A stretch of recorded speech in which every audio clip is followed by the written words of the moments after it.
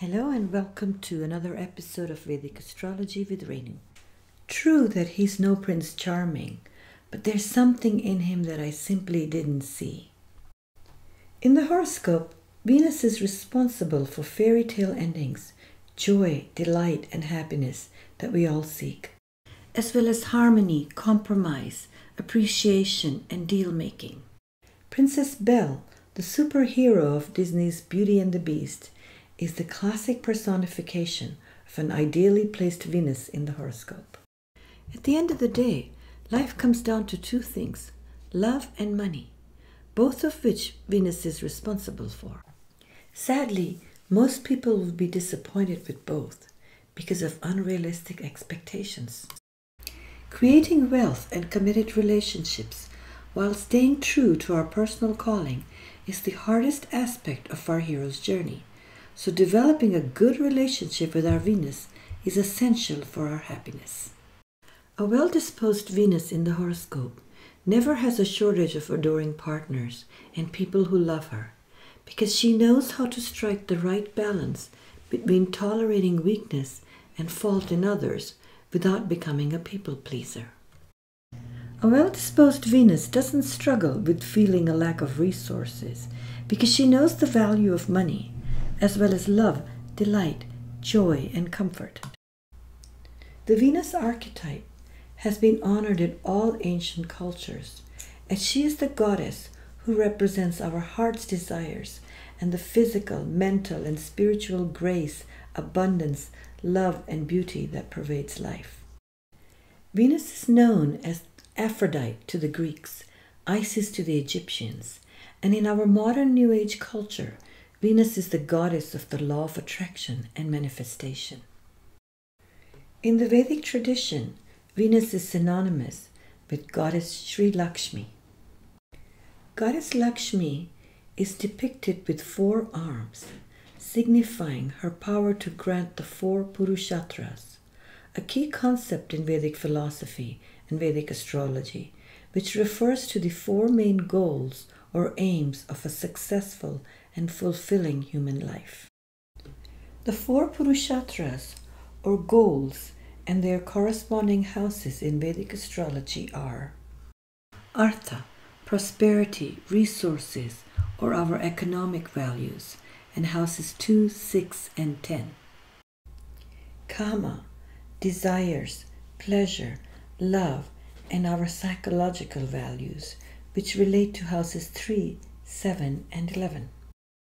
Dharma, purpose, commitment, duty, and our moral values, which relate to houses 1, 5, and 9. And finally, moksha, detachment, liberation, and surrender, or our spiritual values, and houses 4, 8, and 12. Venus is the beloved in the horoscope, so any house or sign that Venus occupies or influences flourishes due to the love, delight, and devotion Venus brings to it. But the goddess is worshipped to grant that same Venus energy to all the 4 goals of our life. The goddess has 2 white elephants pouring water on her 4 arms. Elephants are symbolic of the highest wisdom and discrimination in Hindu mythology. The elephants are a reminder that the 4 goals of life must be enjoyed but simultaneously developed with wisdom and discrimination. Goddess Lakshmi is sitting on a lotus, and from her hands flow an endless stream of gold coins. The lotus, which grows in mud and muck, is the most sacred symbol of Hindu iconography, signifying Venus in its splendor, untouched by the dark side of materiality. In the horoscope, Venus shows how vitalized and purified our 5 senses are, as it seeks to maximize their pleasure by fulfilling experiences of touch, taste, smells, sounds, and sight. None of the other planets have this access to Venus's potential for delight. Rahu tries, but just ends up numbing himself with excess. It is Venus's desire to experience delight and joy that creates the attraction to fall in love. Venus loves romance and the possibility of fairy tale endings. But Venus is capable of enduring relationships because it understands choosing to love as much as falling in love. As ruler of Libra, whose symbol is the scales, Venus is the power of responding with balance and harmony. A well-disposed Venus is able to weigh the cost and benefits and willing to pay the price to get along in all types of relationships, including romantic, familial, friendships, and even with strangers. Unless under the influence of another planet, Venus doesn't particularly like to take more than it gives, nor give more than it takes. So her downside in any relationship is that she might be willing to play both sides. Therefore often considered fickle by the other planets, like the idealistic Jupiter, the emotional Moon, and the passionate Mars. In that sense, Venus can also be like the charming deal-maker, the diplomat or salesperson, as well as the inviting and well-mannered host or hostess. Venus is also the beauty queen and all its pageantry. Venus is glamour and appeal. Influenced by other planets, she can become the seductress, whose joy is being desired, not commitment. Venus is a version of all that is not beautiful and delightful, can also make her artificial, superficial, and vain. Venus's desire for joy risks becoming unrealistic and avoiding all discomfort and suffering. Venus is also present in the beauty, balance, and harmony in art, architecture, and design. Venus can lose her desirous nature in the heart-centered sign of Pisces and take delight in devotion and unity. Venus can lose some of her charm and enchantment in the industrious sign of Virgo and devote herself to service. Ultimately, Venus is the expression of our inner vitality and health. A well-disposed Venus gives beauty, balanced proportions, glow, and vigor to the body and mind. As the most important planet for health in Ayurveda, our Venus also shows the quality of our most essential life-giving energy called Ojas. Ojas gives health, immunity, good mood, and sleep, as well as healthy digestion. Ojas gives internal balance and harmony, so we can self-soothe and easily bring ourselves into a dynamic center of balance. The condition of Venus in the horoscope is one of the prime indicators of our genetic predisposition of Ojas. In Ayurveda, Ojas is also the final byproduct of all that we consume, digest, and absorb, including food, water, air, thoughts, impressions, and experiences.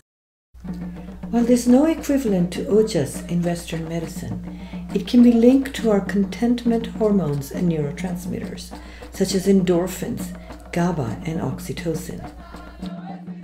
Oxytocin is also called the love hormone because it helps to create intimacy, trust, bonds, and build healthy relationships. Endorphins are opiate-like neuropeptides, which create bliss and ease in the body. GABA functions as a sedative and a painkiller. Sufficient Ojas in the body allows for healthy production of oxytocin, endorphins, and GABA, which is critical to every aspect of our physical, mental, sexual, and spiritual health. These neurotransmitters bring ease to the body and mind, and therefore make life sweet. It is no wonder that the Sanskrit word for Venus is Shukra, which is the same root in Latin for sugar, sucre in Spanish and sucre in French. Shukriya, with the same root, is also the word for thank you or gratitude in Urdu and Arabic. Venus Dasha or planetary periods are generally sweeter than those of any other planet.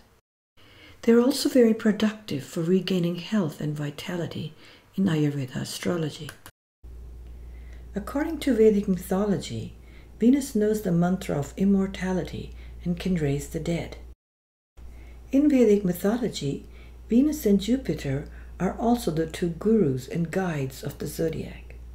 Jupiter, the guru of our higher spiritual aspirations, and Venus, our worldly and material aspirations. While Jupiter reveals the higher wisdom of astrology, it is Venus that delivers the knowledge.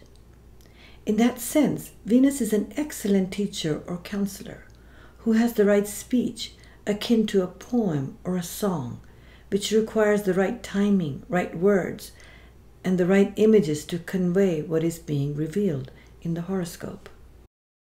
Using the template of Campbell's hero's journey, Venus is a character like the fairy godmother, easing the path of the hero's journey.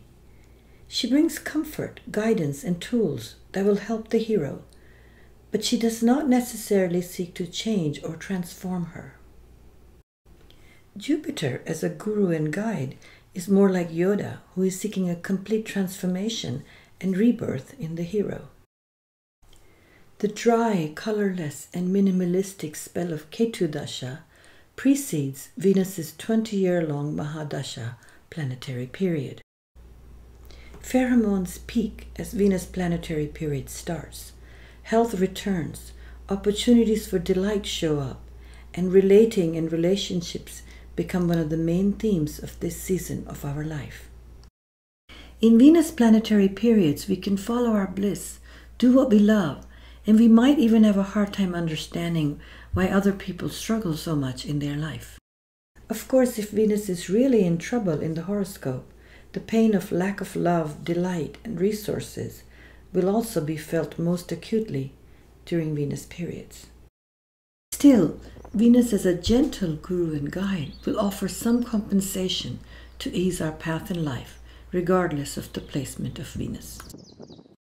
We are meant to engage with the senses and enjoy the Venus planetary dasha seasons of our life, but always remain mindful of not losing ourselves to her charm and seduction. Finally, let's look at what Princess Belle in Beauty and the Beast got right about Venus. She did not focus on her outer beauty, but rather her inner beauty. She didn't fall in love with the outer trappings like the handsome and ripped Gaston. She didn't let the popular girls in the town influence her. Most importantly, she was able to communicate with the beast and even make him fall in love with her. She displayed the courage that comes from love and ventured into the dark, scary castle to find her father. She managed to find pleasure and delight even in the dire situation she found herself in the castle. She was kind and fair, but not just a people pleaser. She didn't just give in to all of the beast's demands, nor did she try to change him.